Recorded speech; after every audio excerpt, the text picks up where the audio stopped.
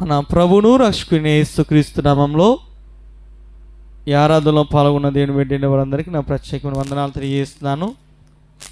ఈరోజు దేవుని యొక్క వాక్య ధ్యానాంశంలో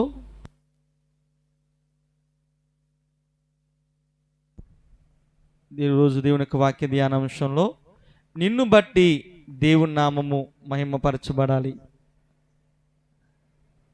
నిన్ను బట్టి దేవుని యొక్క నామము మహిమపరచబడాలి. బైబిల్ గ్రంథం నుంచి గలతీ రాసిన పత్రిక 1వ అధ్యాయము 22, 23, 24 వచనాలను మనం ధ్యానం చేద్దాం.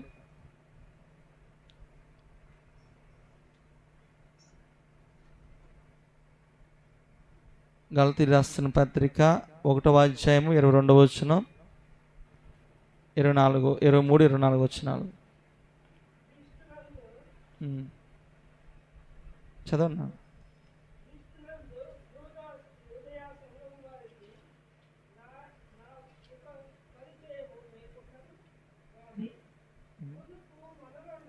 ఆయన గలతీయులకు రాసిన పత్రిక 1వ చదవండి. క్రీస్తునందున్న యోదయ సంఘముల వారికి నాకు ముఖ పరిచయం లేకున్నాను కానీ మునుపు మనల్ని హింసించిన వాడు తన పూర్వమందు పాడు చేయి వచ్చిన మతమును ప్రకటించుచున్నాడనే సంగతి మాత్రమే విని వారు నన్ను బట్టి దేవుణ్ణి మహిమపరిచిరి. ఇక్కడ భక్తుడైన పౌలు గారు గలతీ సంఘానికి రాస్తూ ఈ చెప్తున్న మాట ఏంటంటే,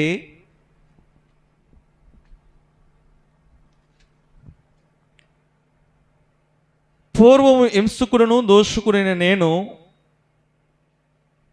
ఈ యొక్క క్రైస్తవ మార్గాన్ని మతాన్ని లేకపోతే నాశనం చేసిన వాడిని అదే క్రైస్తవుని గురించి ప్రకటించడానికి వచ్చినప్పుడు నన్ను బట్టి యోదయ సంఘములో ఉన్న వారందరూ నా ముఖపరుచు లేకపోయినా, నన్ను చూడకపోయినా నన్ను బట్టి దేవుణ్ణి మహిమపరుస్తున్నారు.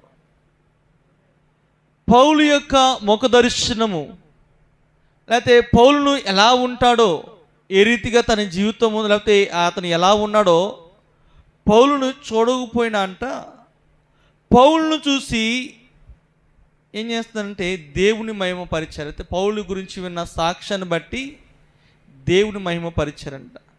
అంటే మనల్ని బట్టి, మన యొక్క సాక్ష్యాన్ని బట్టి ఈరోజు నేను చెప్పే మొదటి పాయింట్ ఏంటంటే, నీ సాక్ష్యాన్ని బట్టి మనల్ని చూడకపోయినా మన గురించి విని దేవుని మహిమపరిచే వారిగా ఉండాలి. మనల్ని గురించి విని ప్రజలు ఎలా ఉండాలో తెలుసా? దేవుని మహిమపరిచే వారిగా ఉండాలి. అందుకని పౌలు అంటున్న మాట ఏంటి? యోదయ సంఘంలో యోధా సంఘస్థులు నన్ను గురించి విన్నారు. నన్ను గూర్చి విని ఏం చేస్తున్నారు? దేవుణ్ణి మహిమపరుస్తున్నారు. అంటే ఇప్పుడు ఎవరి గురించి? పౌలు గురించి విన్నప్పుడు ఎలా ఉంటే, ఈరోజు మనల గురించి విన్న వాళ్ళందరూ ఏం చేయాలి? ఎవరిని మహిమపరచాలి? దేవుని. అటువంటి సాక్ష్యాన్ని అంటే పౌలు ఒకప్పుడేమో అలాంటి క్రైస్తవుని హింసించేవాడు, ఒకప్పుడు క్రైస్తవుని పట్టుకుని చెరసాల వేసేవాడు, ఒకప్పుడు క్రైస్తవుని హింసను పెట్టేవాడు. కానీ ఇప్పుడు ఏం చేస్తాను? అదే క్రైస్తవం గురించి ఏం చేస్తాడంట? ప్రకటిస్తున్న వార్తను విన్నారంట. విన్న వారందరూ ఏం చేస్తున్నారంటే దేవుణ్ణి మహిమపరుస్తున్నారు, ఘనపరుస్తున్నారు. ఒకప్పుడు మనం ఏదైనా ఒక పరిస్థితి ఉండవచ్చు, ఒకప్పుడు మన యొక్క జీవితం వేరేలాగా ఉండవచ్చు, కానీ ఇప్పుడు మారిందనే సంగతి విని యేసు ప్రభువారండి ఆ వ్యక్తి యొక్క జీవితం మార్చండి. యేసు ప్రభువారండి ఒకప్పుడు అండి ఫలానా వ్యక్తి అండి ఇలాగండి, ఆమె ఇలాగండి అని చెప్పుకున్నప్పుడు అప్పుడు ఎవరి నామం మహింపరచబడుద్ది అంటే దేవుని నామము మహింపరచు. ఒకప్పుడు దొంగ అండి, ఇప్పుడు మంచివాడుగా ఉన్నాడండి. ఒకప్పుడు అండి లేకపోతే వ్యభిచారండి, తన జీవితం మార్చుకుని దేవుని వైపు త్రిప్పబడ్డారండి. అలాగే పాపాన్ని విడిచిపెట్టేందండి, ఆ పాపంలో నుంచి బయటకు వచ్చేసారండి. ఒకప్పుడు అలా ఉన్నారు, కానీ ఇప్పుడు మాత్రము అలా లేదు. ఎందుకో తెలుసా? వారు దేవుణ్ణి నమ్ముకున్నారు. అందరూ లేకపోతే హైందవ సహోదరులు అందరూ అన్ని క్రైస్తవులు అనే మాట తెలుసా? వాళ్ళు దేవుణ్ణి నమ్ముకున్నారండి, వారి జీవితము మారింది. వారు దేవుణ్ణి నమ్ముకున్నారు, రారంట, దేవుణ్ణి నమ్ముకున్నారు. అది నువ్వేం నమ్ముకున్నావు? వాళ్ళు చెప్పే మాట చెప్పండి. మనం ఎప్పుడైనా విన్నారు? ఎప్పుడైనా మన గురించి వినే సాక్షి వాళ్ళు దేవుణ్ణి ఎప్పుడు ఎక్కడ ఏ ప్రజల దగ్గర విన్న మాట ఏంటంటే, లోకంలో ప్రజలు చెప్పే మాట, వాళ్ళండి దేవుణ్ణి నమ్ముకున్నారండి అనే మాటని మనం బట్టి ఏమవుతుంది తెలుసా? దేవుని నామము మహిమపరచబడుతుంది. అంటే అటువంటి సాక్ష్యాన్ని సంపాదించుకోవాలి. అందుకని అన్నాడు, క్రైస్తవం అనగా పవిత్రమైన మార్గం. క్రైస్తవం అనేది ఎలాంటిది? పవిత్రమైన మార్గం. ఇది అపవిత్రమైన మార్గం కాదు. ఇది పాపంతో నిలిపోయే మార్గం కాదు. ఇది పాపంలో జురుకునే మార్గం కాదు. ఇది ఏ మార్గం అంటే పవిత్రముగా పరిశుద్ధంగా ఉండే మార్గం.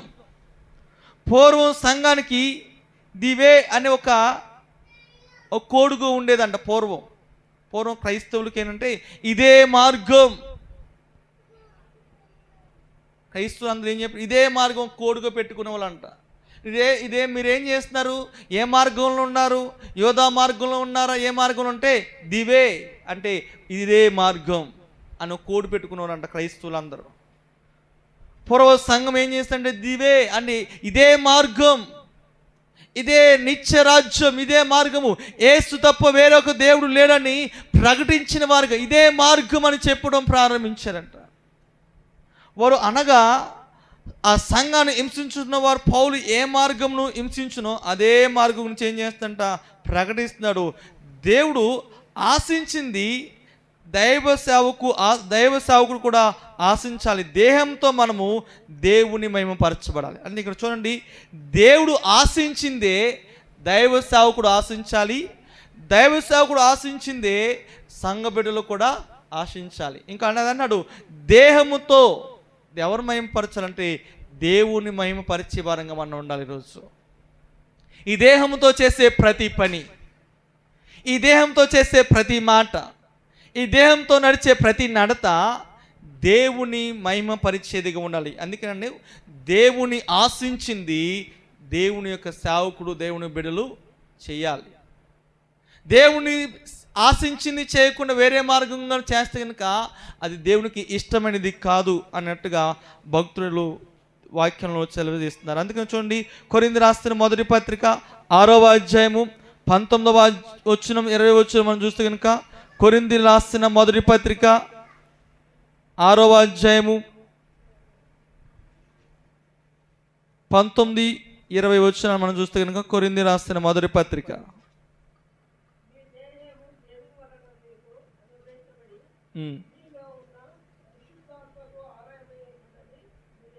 మీరు ఎరుగరా? మీరు మీ సొత్తు కారు, విలువ పెట్టి కొనబడిన వారు కనుక మీ దేహముతో దేవుని మహిమపరచండి. మన శరీరము అవయవము ద్వారా దేవుని మహిమపరచాలి. అందుకని అన్నాడు మీరు విలువ పెట్టి కొనబడిన వారు. మనం దేన్ని పెట్టి కొనబడ్డాం? విలువ పెట్టి కొనబడ్డాం. ఇప్పుడు మన మీద కూడా మనకు అధికారం అనేది చెప్పాలంటే మనమేమనుకుంటాం? నాకు అధికారం కావాలండి, ఈ అధికారం కావాలి. అసలు నీ మీదే నీకు అధికారం లేదు. ఈరోజు నీ శరీరం మీద ఏం లేదు, అధికారం లేదు. నువ్వు విలువ పెట్టి కొనబడ్డావు. పాపం చేత మనం చనిపోవలసిన మనము, పాపం చేత మనం చనిపోయి నిత్య నరకానికి ఉండవలసిన మనము ఆ పాపంలో చనిపోకూడదని, ఆ పాపం వల్ల వచ్చే జీతము మరణము, ఆ పరిస్థితిలో చనిపోకూడదని యేసు ప్రభువారు మన కొరకు రక్తము కార్చి, శిలువలో రక్తము కార్చి ఆయన మన కొరకు ప్రాణం పెట్టారు. అందుకని అన్నాడు మీరు విలువ పెట్టి కొనబడ్డవారు కనుక మీరు మీ సొత్తు కారు, మీ దేహముతో మహిమపరచండి. మీలో పరిశుద్ధాత్మ ఆలమే, మీరు దేవుని ఆలమే ఉన్నారని మీరు ఎరగరా? పరిశుద్ధాత్మకు ఆలమే. మన దేనికి ఆలయమే ఉన్నాం? మన దేహం అంటే పరిశుద్ధాత్మకు ఆలయమే ఉంది. పరిశుద్ధాత్మకు ఆలయముగా ఉందో లేదో మనం ఆలోచించుకోవాలి. అందుకని అన్నాడు మీరు ఎరుగరా? మీరు మీ సొత్తు, మన సొత్తు కాదు. ఈరోజు ఈ లోకంలో చాలామంది వాళ్ళు కాని సొత్తు కొరకు పాకులాడుతుంటారు. కొన్ని వార్తలు విన్నప్పుడు వారు కాని సొత్తు కొరకంట అనేకమైన చోటుకు పరిగెడుతూ ఉంటారంట. తెలిసిన విషయాలు వాళ్ళు కాని సొత్తు కొరకు పరిగెడుతూ ఉంటారు. నేను అంటాను వాళ్ళు కాని సొత్తు కొరకు పరిగెట్టినా అలసిపోవడం తప్ప ఉపయోగం లేదు ఈరోజు. కానీ కాని సొత్తు కొరకు పరిగెత్తే మనకు ఇస్తారు ఎవరైనా? మనకి ఎవరు పరిగెడితే ఇక్కడ దేవుడు ఏమంటాడు, నీ కాని సొత్తు కొరకు ఎవరెవరు, నువ్వు విలువ పెట్టి కొనబడిన నీవు నీ సొత్తే కాదంటున్నాడు దేవుడు. ఇప్పుడు నా సొత్తు, మనం దేవుని యొక్క సొత్తు, మనం ఈరోజు దేవునికి ఇష్టమైన వ్యక్తులుగా మార్చబడాలి. అందుకని అంటున్నాడు, మన సొత్తు కాదు. ఈరోజు ఎవరిని మహిమపరచడానికి వచ్చాం? దేవుణ్ణి మహిమపరచడానికి వచ్చాం, దేవుణ్ణి గణపరచడానికి వచ్చాం. దేవుణ్ణి గణపరచకుండా అయా ఇది నాకు సొత్తు అండి, ఇది నాకు అధికారం కావాలండి, నేను చెప్పిందే చేయాలండి, నాదే పెత్తనం ఉండాలనుకోవడం వల్ల అక్కడ దేవుని యొక్క పని నెరవేర్చబడదు, దేవుని మహిమపరచబడ్డు, నీవే గణపరచబడతావు. అందుకనే వాక్యం సెలవిస్తుంది, దేవుని నామం ఎలా మహిమ, నువ్వు సొత్తు కాదంటున్నాడు, నీ దేహముతో దేవుణ్ణి మహిమపరచాలి. చూడండి యోహాను సువార్త 4వ అధ్యాయము 39వ వచనం మనం చూస్తే కనుక అక్కడ సమరయ స్త్రీని మనం చూడగలుగుతాం. సమరయ ప్రాంతానికి యేసు ప్రభువారు వచ్చి ఆ యాకోబు బావి దగ్గర కూర్చున్నప్పుడు సమరయ స్త్రీతో యేసు ప్రభువారు మాట్లాడుతా, ఆ బావి దగ్గరకు వచ్చి నీళ్లు చేదుకుంటానికి వస్తే సమరయ స్త్రీ నీళ్లు చేదుకుంటుంటే, అమ్మా కొంచెం నీళ్ళు ఇవ్వాలంటే ఆమె అంటది, అయ్యా నేను సమరీరాలను, నీవు యూదుడివి, సమరీలను నీళ్ళు మని ఎలా అడుగుతున్నావు? నేను అడిగిన వాడు ఎవరో నీకు తెలుస్తుంటే కనుక నేను ఇచ్చే నీళ్ళు తాగేవాడు అన్నాడు దప్పికొనుడు. అయ్యా ఈ నీళ్ళతో ఎలా చేదుకుంటావు? ఆ నీళ్ళు చేదుకుని నేను ఎలా దప్పిక తీర్చు? అయినా సరే ఈ నీళ్ళ ద్వారా నువ్వు దప్పిక తీర్చబడిద్ది అన్నావు కదా, ఆ నీళ్ళు నాకు నువ్వి అని అంటే, సరే నీ పెనిమిటిని తీసుకురా అంటే నాకు పెనిమిటి లేడు కదా. అప్పుడు యేసు ప్రభువు అన్న మాట తెలుసా, అమ్మా నీకు 5 పెనిమిట్లు ఉన్నారు, ఇప్పుడున్నవాడు కూడా నీ వాడు కాదు అనగానే ఆమె ఏం చేస్తుంటే తీసుకొచ్చిన కొనను అక్కడ విడిచిపెట్టేసి ఆ సమరయ ప్రాంతంలోకి వెళ్ళిపోయి ప్రజలందరికీ చెప్పింది. అనొచ్చండి ఆ యోహాను సువార్త 4వ అధ్యాయము 39వ వచనంలో,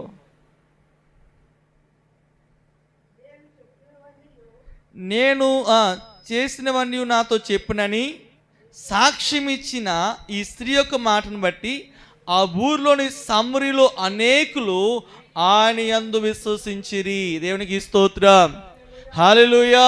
ఇక్కడ అంటున్న మాట తెలుసా, ఆమె వెళ్ళిపోయింది, వెళ్ళి సమరయ ప్రాంతానికి వెళ్ళిపోయి ఏమని చెప్తుందంటే, నేను చేసినవన్నీ నాతో చెప్పినవన్నీ సాక్ష్యం ఇచ్చిన యేసు యొక్క మాటను బట్టి ఆ స్త్రీ ఆ యొక్క మాటను బట్టి ఏం చేస్తారంట, ఆయన దగ్గరికి వచ్చారంట.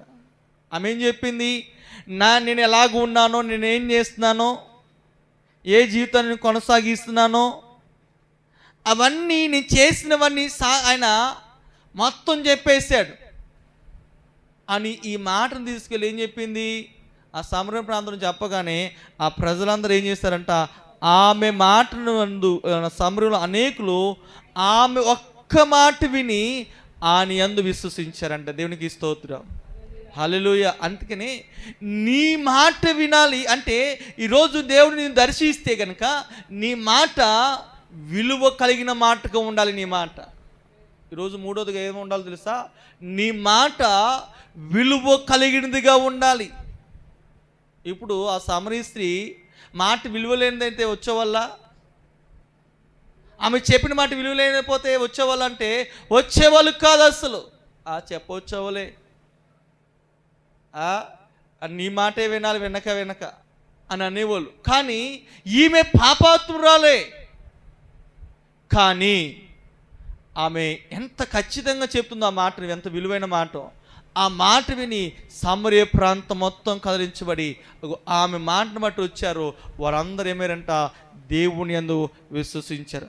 ఇప్పుడు విశ్వసించిన వారందరూ ఏమంటున్నారు, ఆ సమరయ ఆయన యొద్దకు వచ్చి తన యొద్దకు ఉండమని ఆయన వేడుకుని కనుక ఆయన అక్కడే 2 దినములు నేను ఆయన మాటలు వినినందున ఇంకను అనేకులు నమ్మి ఆ స్త్రీని చూసి, ఇంక మీదట నీవు చెప్పిన మాటని కాక మా మట్టుకు మేము విని ఈయన నిజముగా లోకరక్షకుడు అని తెలుసుకుని నమ్ముచున్నామని. ఇక్కడ చూడండి, ఇప్పుడు ఏమన్నారు సమరయ ప్రాంత ప్రజలు, అమ్మా నీవు చెప్పిన మాట బట్టి నువ్వు వచ్చాం, ఇప్పుడు అదే కాక మేము విన్న దాన్ని బట్టి కూడా, అక్కడ అంటున్న మాట, అక్కడ రాయమైన మాట ఏమంటే, నీవు చెప్పిన మాటను బట్టే కాక మా మట్టుకు మేము, మరి ఎంతగా దేవుని యొక్క మాటలు విన్నారు, మా మట్టుకు మేము విన్న దాన్ని బట్టి ఆయన లోకరక్షకుడు అని తెలుసుకుని ఉన్నాము అంటున్నారు.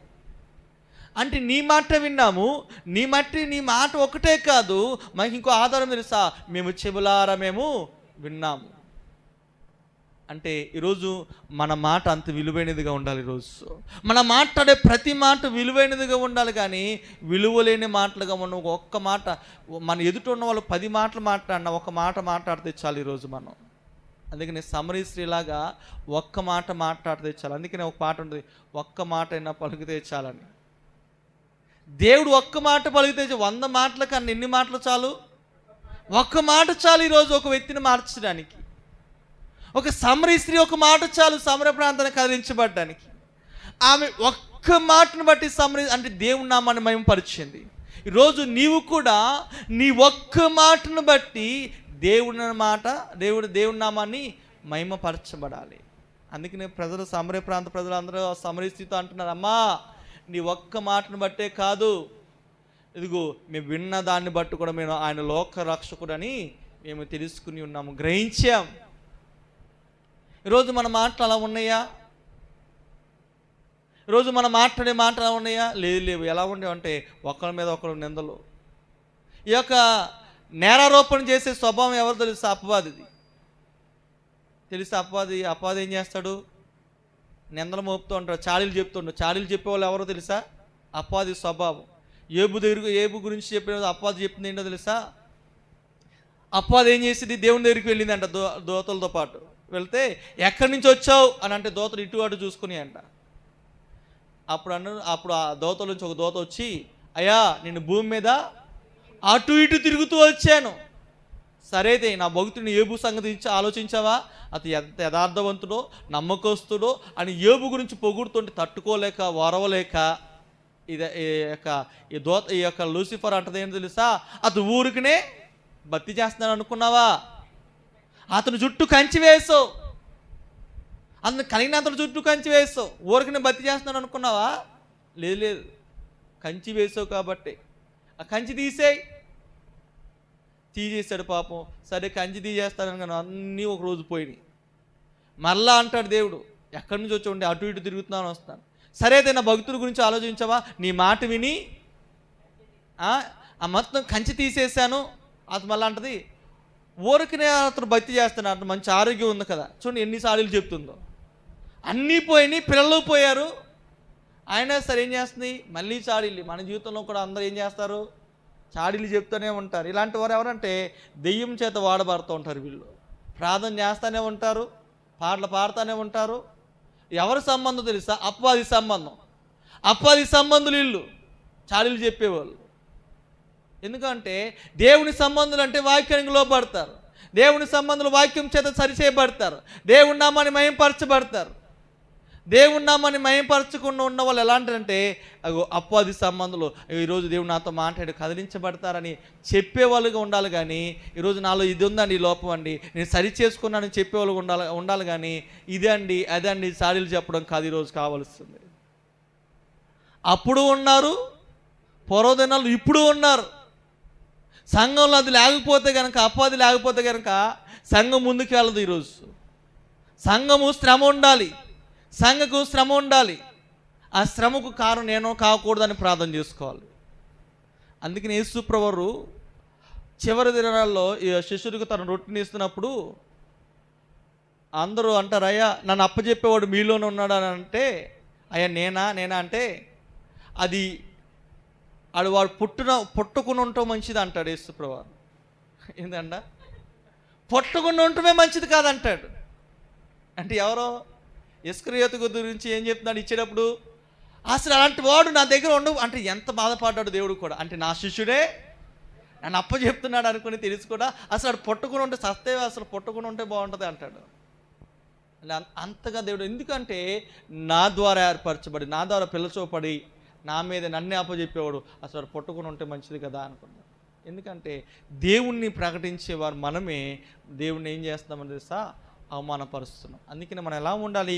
మన అక్కడ సమరీ ప్రాంతం ఒక పాపాత్మురాలు చెప్పాలంటే అది సమరీలు అంటే వెలివేయబడ్డవారు. అక్కడ ఆమె చెప్తుంది, మేము యూదులతో సహవాసం చేయకూడదు కదా, నువ్వు మాతో ఎందుకు మాట్లాడుతున్నావు? ఆమె చెప్పుకుంటుంది. కానీ దేవుడు ఏం తెలుసా? ఆ ఒక్క మాటే సమరీ ప్రాంతం మార్చబడింది. అంటే ఒక పాపాత్మరాల జీవితం మార్చబడితే మన ఇన్ని ప్రార్థన చేయడం తెలుసు, వాక్యం లోతునే తెలుసు.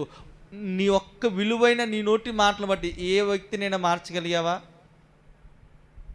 ఆ పని చేయమను. ఏ పని? మార్చే పని చేయం, మందిరానికి తీసుకొచ్చే పని చేయం. ఏం చేస్తాం? వెళ్ళగొట్టే పని, రానీకుని చేసే పని, మేమే పారిపోతాం అనే పని చేస్తూ ఉంటారు. ఈరోజు మనం చేయవలసిన పని అంటే నీ మాట విలువైనదిగా ఉండాలి, విలువలేనిది మాటగా మనం మార్చకూడదు. చూడండి, యోహాను సువార్త 4వ అధ్యాయమే 41-42 వచనాలు చదువుకున్నాం కదా. నీవు చెప్పిన మాట బట్టే కాక ఇగో మేము విన్న మాటను బట్టి మేము మార్చబడతాం అంటున్నారు. ఈరోజు మన మాట బట్టి బేస్ చేసుకుని వారు విన్న దాన్ని బట్టి కూడా వారు ఏమో తెలుస్తా, దేవుని మహిమపరచబడాలి.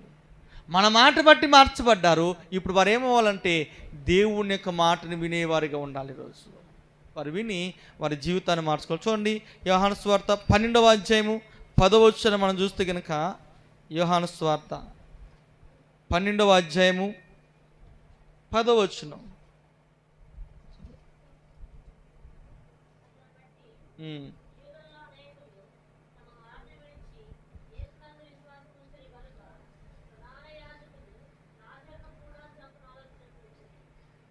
ఇక్కడ మనం చదువుకున్న మాటను చూస్తే కనుక, ఇక్కడ చనిపోయిన లాజరును దేవుడు బ్రతికించాడు.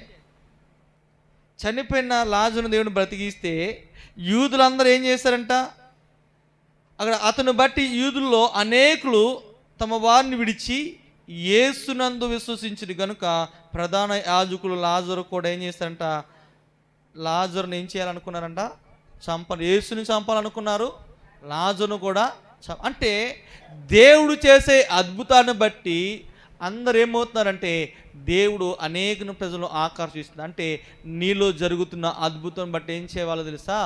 దేవుడు నీలో జరిగిన మేలుని అందరికీ ప్రచారం అవ్వాలి. ఈరోజు నీ జీవితంలో ఏ మేలు జరిగిందో అది సాక్షిగా మనం ఎప్పుడైతే ఉంటామో అందరూ అనేక రాయబడిన మాటది, లాజరు జీవితంలో మేలు జరగడం బట్టి యూదులు అనేకులు దేవుని వైపు ఆకర్షించబడ్డారు.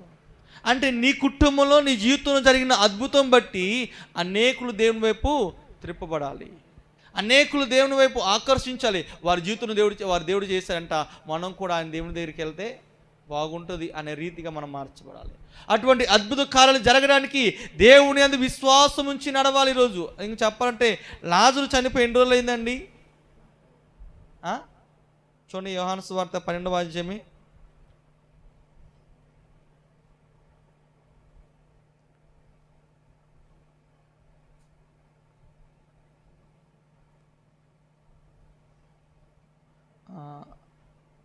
లాజరు చనిపోయి ఇంచు 4 రోజులు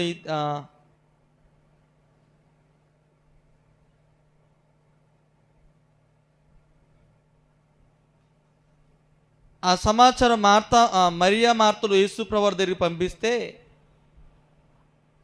యేసు ప్రభువు ఆలస్యం చేసి ఏం చేస్తారంటే లాజరు చూడండి 12వ అధ్యాయము 14-16 వచనాలు చూద్దాం. సియోను కుమారి భయపడకుము, ఇదిగో నీ రాజు గాడిద మీద ఆసీనుడు వచ్చినాడని రాయబడిన ప్రకారం. ఆయన శిష్యులు ఈ మాట ఎదుట గ్రహించలేదు, కానీ యేసు మహిమపరచబడినప్పుడు ఆయన గురించి రాయబడినవి వారు ఆయనకు వాటిని చేసిరని జ్ఞాపకం తెచ్చుకుని ఆయన లాజరు సమాధులను పిలిచి మృతుల నుండి అతను లేపినప్పుడు ఆయనతో కూడిన జనులు సాక్ష్యం ఇచ్చింది. అందుచేత ఆయన సూచకులు చేసినని జనులు విని ఆయనను ఎదుర్కొనబోయిరి. లాజరు సమాధుల నుంచి పిలవగా జనులందరూ ఏం చేస్తారంట? ఆయనతో కూడా జనులందరూ సాక్ష్యం ఇచ్చిరి అంట. జనులందరూ చూశారంట, అద్భుత కార్యం చూసింది. ఇక్కడ ఎన్ని రోజులు సమాధి అయింది? 4 రోజులు అయిందంట. మనం లోకాసు వార్తలు ఉంటుంది అనుకుంటే ఇది సమాధి చేయబడి 4 రోజులు అయిపోతే అప్పుడు అంటారు యేసు, అయ్యా లాజరుని లేపడానికి వెళ్దాం, లాజరు నిద్రపోతున్నాడు, ఏం చేద్దామంటే నిద్రపోతున్నాడు అతన్ని. అప్పుడు అంటారు, అయ్యా ఆయన చనిపోయి 4 రోజులు అయిపోయింది కాబట్టి అంటే లేదు అతడు నిద్రపోతున్నాడు. కానీ సమాధి దగ్గరికి రాగానే మరియ పరిగెత్తుకుంటూ వచ్చి, అయ్యా నీవు ఉంటే కనుక నాకు తమ్ముడు నా సోదరుడు చనిపోయేవాడు కాదు, నువ్వు నా యందు విశ్వసిస్తున్నావు అంటే, అయ్యా నేను విశ్వసిస్తున్నాను, ఇదిగో పునరుద్ధానంలో అతను చూస్తానని నమ్మిక నాకుంది అని అనగానే, లేదు లేదు ఇప్పుడే అని అనగానే, లాజరు బయటికి రా అనగానే లాజరు బయటికి వచ్చాడు. పడిపోయిన చచ్చిన స్థితిలో ఉన్న లాజర్ని దేవుడు లేవనెత్తాడు. ఈరోజు దేవుడు మన జీవితంలో భయంకరమైన పరిస్థితుల నుంచి లేవనెత్తినప్పుడు, పాపం అనే ఊపులో నుంచి లేవనెత్తాడేమో, అప్పులనే ఊపులో నుంచి లేవనెత్తాడేమో, రోగం అనే కాడి నుంచి లేవనెత్తాడేమో. ఇప్పుడు ఎలా ఉండాలి దేవుని కొరకు అంటే, దేవుని నామాన్ని మహిమపరిచే వారంగా మనం ఉండాలి. ఈరోజు దేవునికి స్తోత్రం, హల్లెలూయా. మన జీవితంలో ఎన్నో సాక్ష్యాలు మన జీవితంలో ఉన్నాయి. లాజరు జీవితంలోనేమో సచ్చిన స్థితిలో ఉంటే లేపాడు. ఈరోజు మనం నిజంగా మరణ పడకలో ఉన్న వాళ్ళు ఎంతమంది దేవుని లేపాడో. ఇప్పుడు ఇంకెంతగా మనం దేవుణ్ణి మహిమపరచాలి. మన జీవితంలో దేవుడు చేస్తున్న సాక్ష్యాన్ని బట్టి కూడా ఏం చేయాలంటే దేవుణ్ణి మహిమపరిచే వారంగా మనం ఉండాలి. చూడండి, యోహాను సువార్త 11వ అధ్యాయము 11వ వచనం 14వ వచనం చూడండి.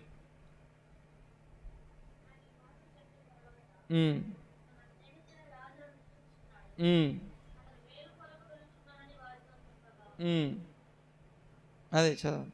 శిష్యులు ప్రభువా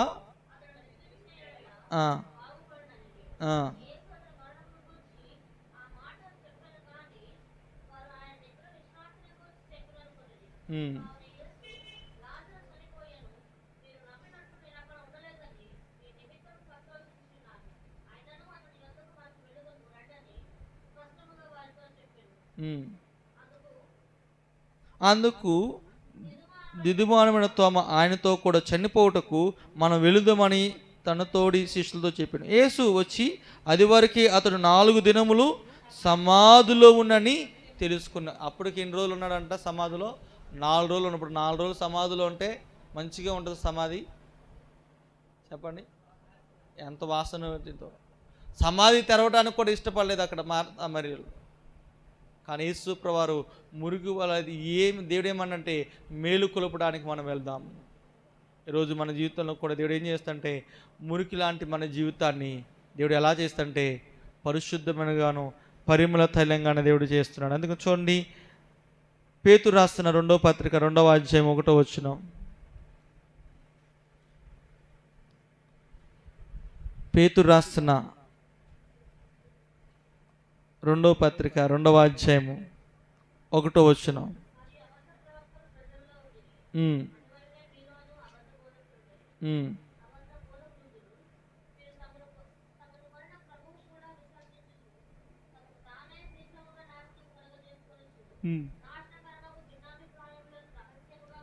ఇక్కడ ఏమంటారంటే అబద్ధ ప్రవక్తలు అబద్ధ బోధకులు ఉన్నారు కాబట్టి వారి విషయంలో మనం ఏమైనా ఉండాలంట, జాగ్రత్తగా ఉండుడి.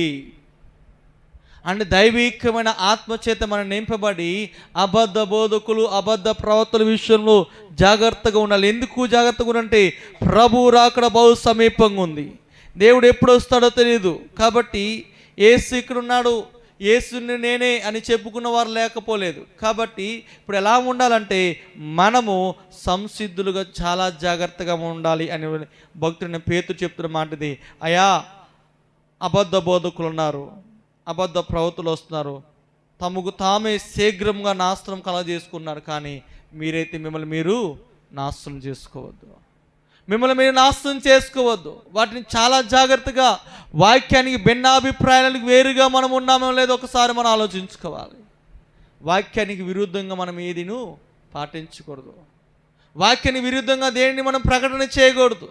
కాబట్టి మనం ఎలా ఉండంటే వాటి విషయంలో జాగ్రత్తగా ఉండాలని భక్తుడు పేతురు గారు చెప్తున్నారు. చూడండి, రోమీయులకు రాసిన పత్రిక 2వ అధ్యాయము 24వ వచనం. రోమీయులకు రాసిన పత్రిక 2వ అధ్యాయము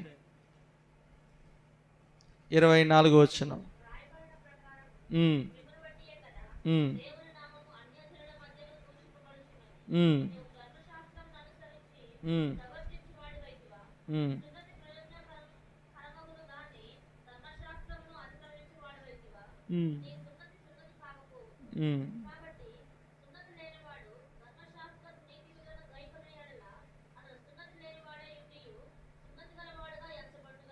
ఇక్కడ మనం చదువుకున్న మాటలో మనం చూస్తే కనుక ఏమనంటే, రాయబడిన ప్రకారం మిమ్మును బట్టే కదా దేవుని నామం అన్ని జనుల మధ్యలో దూషించబడుతుంది. మిమ్మల్ని బట్టే అంటే మనల్ని బట్టి దేవుని నామం ఏమవుతుందంట?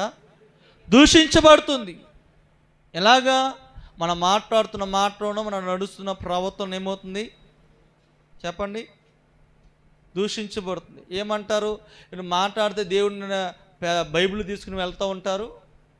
మీరు మాట్లాడుకునే మాటలు, నోట్లో వచ్చే ప్రతి మాట అబద్ధాలు, అన్ని దోషణ మాటలు. మందులో ఉన్నంతసేపు పరిశుద్ధమైన పాటలు పాడతారు. వాళ్ళేంటో కొన్ని విషయాలు మనం చూస్తున్నప్పుడు వారి నోట్ల నుంచి ఏ మాటలు వస్తాయో, కొన్ని మాటలు భయంకరమైన మాటలు. సేవకులు ఉన్నారని కూడా ఉండదు వారి నోట్ల నుంచి. వీళ్ళు ఎలాంటి వాళ్ళు అని దేవుడు చెప్పడానికి కూడా వారి నోట్లు మనం ఉండగానే అబద్ధ బోతులు మాట్లాడుతాయి. నేను అనుకుంటాను వీళ్ళకి ఏం మాట మాట్లాడతారో తెలియదు. సేవకుడు ఉన్నప్పుడే నోట్లో నుంచి వచ్చే ప్రతి మాట, ప్రతి క్రైస్తవుడు అన్నికని అన్ని జనుల్లో క్రైస్తవుడు ఎందుకు దూషించబడుతానంటే మన నోటి మాటలు, మన మాట్లాడే మాటలు డిగ్నిటీ లేకపోవడం బట్టి, మన మాటల్లో మనం ఇచ్చే ఆ గౌరవం, మన మాట్లాడే విధానము డిగ్నిటీ. మన క్రైస్తవుడు ఎలా ఉండాలో తెలుసా? డిగ్నిటీ కలిగిన వాడిగా ఉండాలి. క్రైస్తవుడు విలువ కలిగిన వాడిగా ఉండాలి. క్రైస్తవుడు ఒక డిగ్నిటీగా మనం ఎప్పుడైతే ఉంటామో మనం ఎలా ఉంటాం అంటే మన వస్త్రాల డిగ్నిటీ ఉంటుంది. ఒక మాట చెప్తాను, ఏమి చదువుకున్నాడు ఎంత రెడీ అవుతాడో ఏదైనా ఫంక్షన్కి వెళ్ళేటప్పుడు చెప్పండి. లేకపోతే మంత్గా షూ వేసుకుంటాడు, కొత్త బట్ట వేసుకుంటాడు. అసలు చదువుకున్నవాడు కన్నా చదువులేనివాడు బాగా వెళ్తాడు. వాడిని కనుక అరే నీకు పుస్తకం అరే ఏదైనా రాయరా అంటే నాకు అసలు ఏమీ రాదంటాడు. చూసి మనం ఏం మోసపోతాం? మరి వేసుకున్న వస్త్రాలను బట్టి ఏం చేసుకుంటాం? అంచనా వేసేసుకుంటాం. కానీ చివరికి వెళ్ళి చూస్తే ఏమైంది? అంతా పైరూపమే. నిజమే, క్రైస్తవుడు ఎలా ఉంటాడో తెలుసా? డిగ్నిటీగా మనం కనిపించాలి. ఒక లేనివాడే అలా ఉన్నప్పుడు, చదువు లేనివాడే అంత డిగ్నిటీగా ఉన్నప్పుడు మనము ఇంకా దేవునిలో మనం ఇంకెంత డిగ్నిటీగా ఉండాలి? గేదెలు కాసుకునేవాడు కూడా చాలా డిగ్నిటీగా ఉంటాడు. చూడండి, ఒక మనిషి ఒక ఎమ్మెల్యే వచ్చినప్పుడు డిగ్నిటీగా మాట్లాడతాడు. అంటే ఒక మనిషి వచ్చినప్పుడు, దేవుని దగ్గరకు వచ్చినప్పుడు కూడా, దేవుని సన్నిధానంలో ఉన్నప్పుడు కూడా ఎలా మాట్లాడాలి? డిగ్నిటీ. అందుకని అన్నాడు, నువ్వు దేవుని మందిరానికి వచ్చినప్పుడు నీ ప్రవర్తను జాగ్రత్తగా చూసుకో అంటాడు. అందుకనే మన ప్రవర్తనలో కూడా దేవుని నామాన్ని మహిమపరిచే వరంగా ఉండాలి. కాబట్టి దేవుని నామాన్ని మహిమపరచడం మొదటిగా మనం ఎలా ఉండాలంట చెప్పండి? మన సాక్ష్యాన్ని బట్టి దేవుణ్ణి మహిమపరచాలి. రెండోది చెప్పండి? మన నోటి మాటలను బట్టి దేవుణ్ణి మహిమపరిచే వరంగా ఉండాలి. మూడోదిగా మనం చూస్తే కనుక మనం చెప్పిన మాటను బట్టి కాకుండా వారు విన్న దాన్ని బట్టి కూడా, దేవుని యొక్క మాటను విన్న దాన్ని బట్టి కూడా వారు ఏమనాలో తెలుసా? మార్చబడాలి. దేవుడి నామాన్ని మహిమపరచబడాలి. నాలుగోదిగా మన జీవితంలో జరిగిన మేలును బట్టి, దేవుడు మన జీవితంలో చేసిన అద్భుతాన్ని బట్టి అందరూ దేవుని నామాన్ని మహిమపరచాలి. నిజమే, ఆ కృపాకరింట్లో ఈ రీతికి ఇల్లు కనుక్కోవడం కూడా దేవుడిచ్చిన కృపయే. మన ఇల్లు, ఖమ్మంలో ఇల్లు కొనుక్కోవాలంటే చాలా కష్టం. కానీ ఈ రీతిగా కొనుక్కోవడానికి దేవుడు ఇచ్చిన దీన్ని బట్టి కూడా దేవుడు ఏం చేయగలుగుతాం? దేవుని మహిమపరచగలుగుతాం. కాబట్టి దేవుడు మనకు అనుగ్రహిస్తున్న దాన్ని బట్టి, దేవుడు చేసి మన జీవితంలో చేసిన మేలుని బట్టి ఎవరు మహిమపరచబడాలంటే దేవుడు మహిమపరచబడాలి. కాబట్టి ఈ రీతిగా మనం ఉంటే కనుక మన నోటి మాటల్లోనూ, మన సాక్ష్యంలోనూ, దేవుడు మన జీవితం మనం విన్న దాని విషయంలోనూ, అదే రీతిగా దేవుడు మన జీవితంలో చేసిన మేలు విషయంలో కూడా దేవుడి నామాన్ని మహిమపరచబడునుగాక. ఆ రీతిగా మనం అందరం కొనసాగించబడదాముగాక. మోకరిద్దాం, ప్రార్థన చేసుకుందాం. సర్వాధికారి అనే దేవుడు, కృపగల దేవుడు, నడిపించగల దేవుడు మన దేవుడు. ఆయన మనతో ఉండి అదిగో ఆయన నామము మహిమపరచబడుతుందా? నీ ద్వారా ఆయన నామం మహిమపరచబడుతుందా? అదిగో నీ ద్వారా ఆయన నామం మహిమపరచబడాలని దేవునితో మాట్లాడుతున్న విషయం ఇదే. పౌలు గారి యొక్క సాక్ష్యాన్ని విని అయోధ్య సంఘం అంతా కదిలించబడితే దేవుని నామాన్ని మహిమపరిచే ఈరోజు నీ సాక్ష్యాన్ని బట్టి ఒక్కరైనా మార్చబడ్డారా? నీ మాటలను బట్టి ఏ వ్యక్తి అయినా తన జీవితం మార్చబడిందా? దేవుని యొక్క మాటలు విని ఎవరైనా దేవుని మహిమపరిచారా? నీ జీవితంలో జరిగిన మేలును బట్టి ఎవరైనా దేవుని మహిమపరిచావా? ఒకవేళ లేకపోతే లాజరు జీవితంలో దేవుడు జరిగించాడు, పౌలు గారి జీవితంలో దేవుడు జరిగించాడు, సమరయ స్త్రీ జీవితంలో దేవుడు జరిగించాడు. ఇదిగో ఇది నీ సమయం, ఇది నీ చాయిస్, ఇది నీ సమయం. కాబట్టి ఈ సమయంలో అయ్యా నీ నామాన్ని నేను మహిమపరుస్తానని నువ్వు అడిగితే కనుక ఆయన ఖచ్చితంగా నీ జీవితంలో దేవుడు కార్యం చేస్తాడు. పరిశుద్ధుడైన మా తండ్రి, జీవాధిపతివైన దేవా, నీకు వందనాలు, స్తోత్రాలు తెలియజేస్తున్నాం. ఈ పునరుద్ధాన కొడుకుల తండ్రి మీరు మాతో మాట్లాడుతూ వచ్చారు. ఈ మాట్లాడి నీకు స్తోత్రాలు తెలియజేస్తాం తండ్రి. మీ బిడ్డల్ని దీవించండి అయ్యా. నీ నామాన్ని మహిమపరిచేవారుగా ఎలాగ మహిమపరచాలో నీ సాక్ష్యం, మా సాక్ష్య విషయంలోను, మా నోటి మాటల్లోను అయ్యా, విన్న దాని విషయంలోను, అద్భుతం జరిగించేవి మా జీవితంలో చేసిన మేలు విషయంలో నీ నామాన్ని మహిమపరచాలని మీరు మాతో మాట్లాడుతూ వచ్చారయ్యా. ఈ మాటలన్నీ మేము ఎవరు వేసుకుంటూ నీ నామాన్ని మహిమపరిచేవారుగా మా ప్రాంతంలో నీ నామాన్ని మహిమపరిచేవారుగా మేము ఉండే కృపను దయచేయండి. నీ సన్నిధి మాతో ఉంచి నడిపించండి. మీరే బలపరిచి క్షేమం దయచేయమని యేసు నామములో ప్రార్థిస్తున్నాము తండ్రి. ఆమేన్.